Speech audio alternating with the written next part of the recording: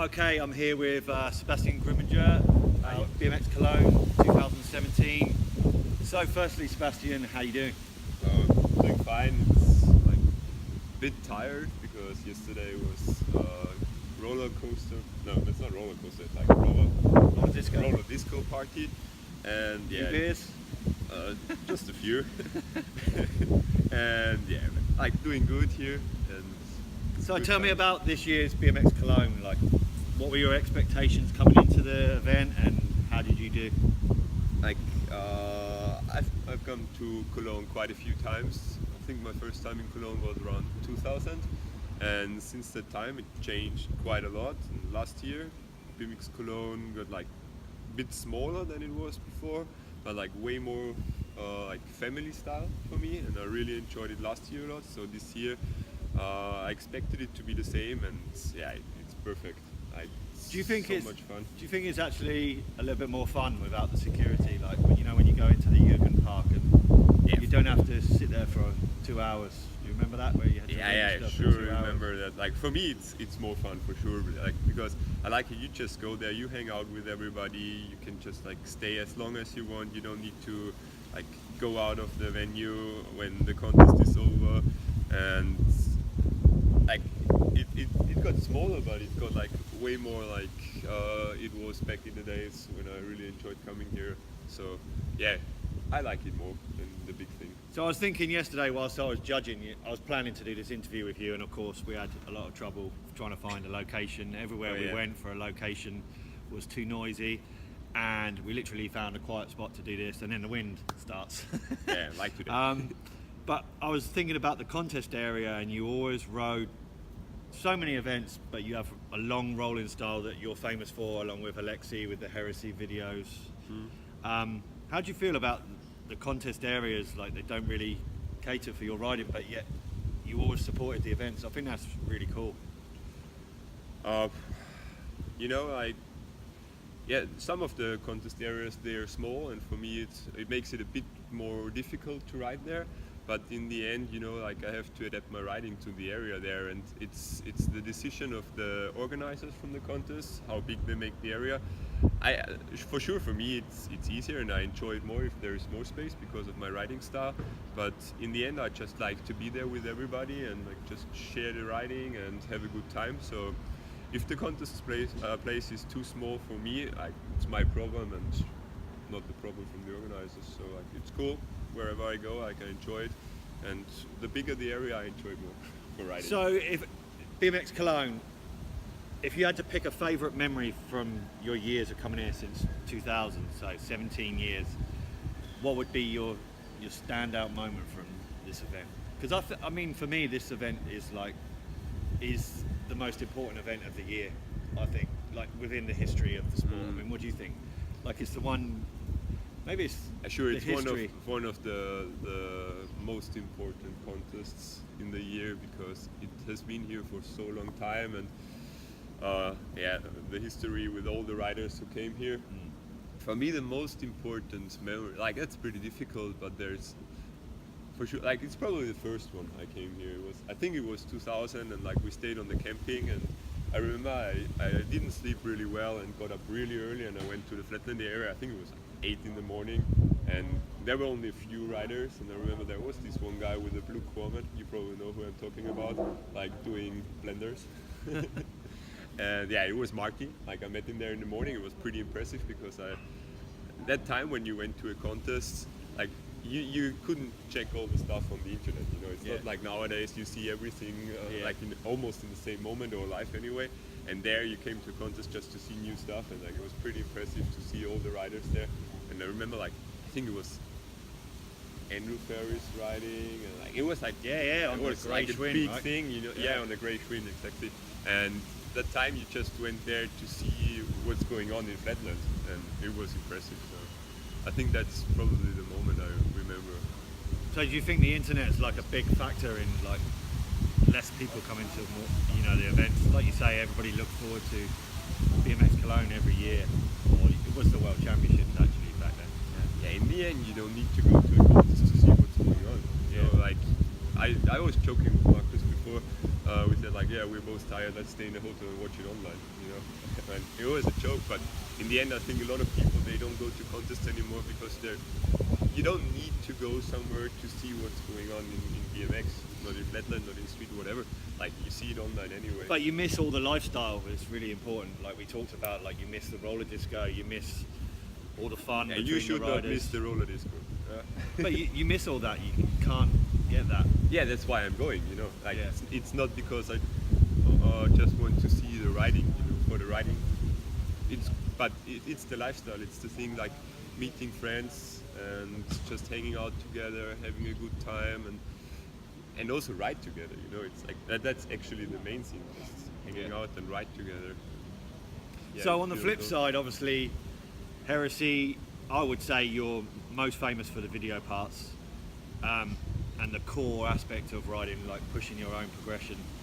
You've had some of the most memorable video parts in recent years, I would say, from documenting Flat Matters. You've really helped with the Heresy brand to make it like it's one of the most important brands in Flatland, I think. How do you feel about the video projects over the years, and what's planned for this year with yourself? I mean, because you had some problems with your riding spot. Okay. There's a lot to talk about here. I mean, we could talk the Yeah, back wheel that's- riding. You changed. I think it helped you for the better, actually. Okay, let's say like about Heresy and video parts, like for this year. I don't know yet. I don't plan it too much. Like it sometimes starts to happen, and then like I have some clips I want to film, and I either film them alone or I get in touch with Tom from C Visual, and we do something together.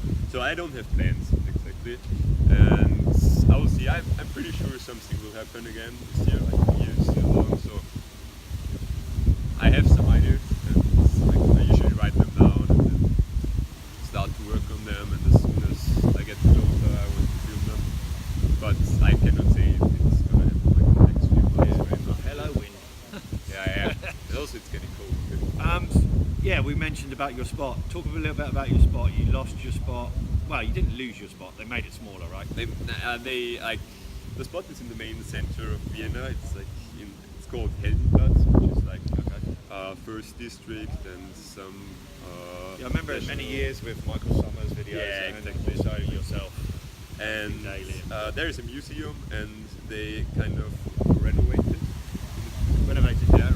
the museum, and they put all the construction stuff on this place, on my spot.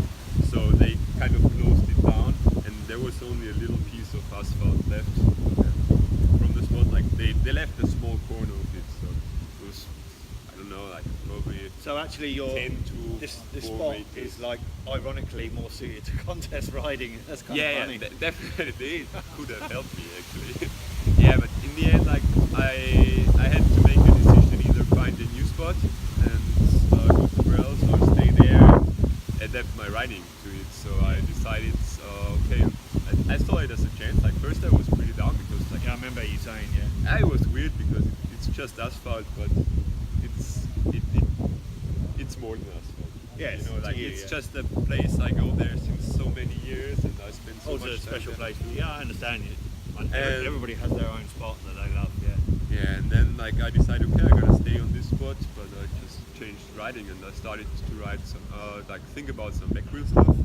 Yeah, and then ended up doing back wheel tricks now, which is pretty fun. So the Heresy brand, I know you're quite instrumental in helping Alexi. I remember to begin with when Alexi wasn't on Instagram, you basically put the brand out there.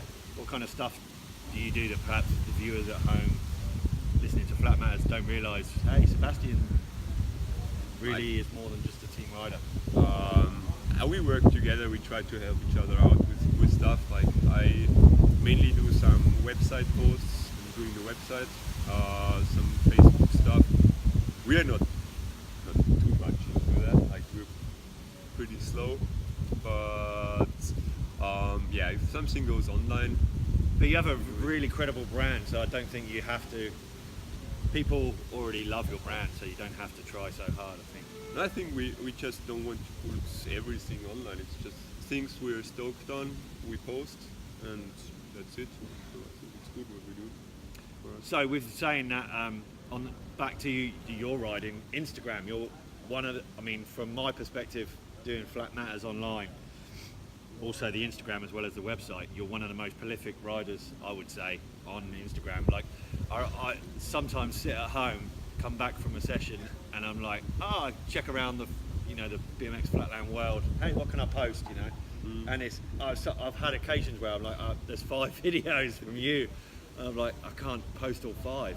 Like, Oh no. so, what's the difference between Instagram material and something that's gonna be on a Heresy video? Instagram videos, like.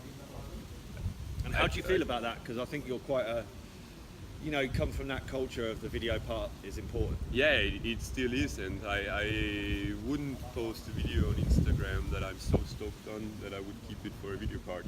Like Instagram videos, it's something like I like, but it's not.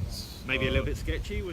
Yeah, sketchy or not not something I would keep for a video part. It's something like usually I do it like if I have something in mind for a video part, I start working on pieces of the link. Yeah. And sometimes like on the way to get to the link, like which I want to film for a video, something happens, and then sometimes it's some cool little link I post on Instagram, but it's nothing like really serious. Just fun links. So have you got any links at the moment ready for something coming, or do you log stuff? I mean, because you've always filming on Instagram. Yeah. Do you have some, you keep footage and then you save it? Well, sometimes I do. Yeah. Because it seems like everybody, like nowadays, it's like a throwaway culture, and Yeah, I know what you mean. the stuff can get lost. Like, Yeah, I think people kind of get like they're scared to hold back video stuff because maybe somebody else will post the same. that's link why I was the other amazed. day. Like with street riding, like Garrett Reynolds kept the footage for 5 years. Yeah. I thought that was insane. Like for a flatlander to do that, I don't think that could, unless you, I don't know, maybe. I think you have to be pretty brave. KGB video reminds me a little bit like that. Or Yeah. Simon O'Brien, somebody like that could do that. But I think there are some riders who Alexei. could do it. Yeah, probably. So, what can we expect from Heresy? You mentioned a few things in private, but is there anything you can talk about that's coming new with the brand? I think some people know anyway. Like Alexei is testing a new frame, like a Talk second about this. version. He's riding a 19.5 flatland frame. Like Okay, this. what was he riding before?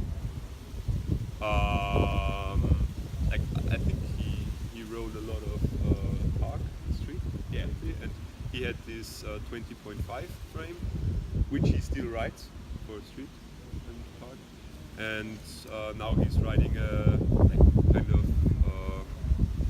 it's the second version of the SF frame in 19.5, and